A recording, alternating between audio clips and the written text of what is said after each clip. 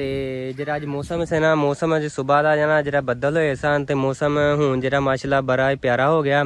ਤੇ ਮੁੰਜਨ ਜਿਹੜਾ ਪਾਣੀ ਹੈ ਨਾ, ਪਾਣੀ ਮੇਰੇ ਹਿਸਾਬ ਨਾਲ ਤੇ ਮੇਰੇ ਸਾਰੀਆਂ ਭਰ ਦਿੱਤੀਆਂ ਹੋਣੀਆਂ ਮੁਬਸ਼ਰ ਹੋਣਾ ਨੇ।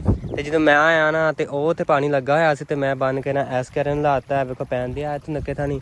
ਤੇ ਹੁਣ ਜਿਹੜਾ ਨਾ ਮੌਸਮ ਬੜਾ ਸ਼ਾਨਦਾਰ ਹੈ ਤੇ ਬੜਾ ਪਿਆਰਾ ਮੰਜ਼ਰ ਸੀ। ਉਸ ਤੋਂ ਬਾਅਦ ਜਿਹੜਾ ਨਾ ਜਿਨ੍ਹਾਂ ਦੋਸਤਾਂ ਨੇ ਸਾਡੇ ਚੈਨਲ ਨੂੰ ਸਬਸਕ੍ਰਾਈਬ ਨਹੀਂ ਕੀਤਾ, ਫਟਾਫਟ ਸਬਸਕ੍ਰਾਈਬ ਕਰ ਲੈਣ ਤੇ ਵਲਾ ਅਸੀਂ ਫਿਰ ਕਰਨੇ ਵੀਡੀਓ ਸ਼ੁਰੂ। ਮਮਾ ਰੋਟੀ ਨਹੀਂ ਬਣਾਈ ਹੈ कहानी। और अरशाद बारी ताला है कि मौत का खौफ है, गुनाहों पे रोक नहीं, जन्नत भी जाना है, नमाज का शौक नहीं।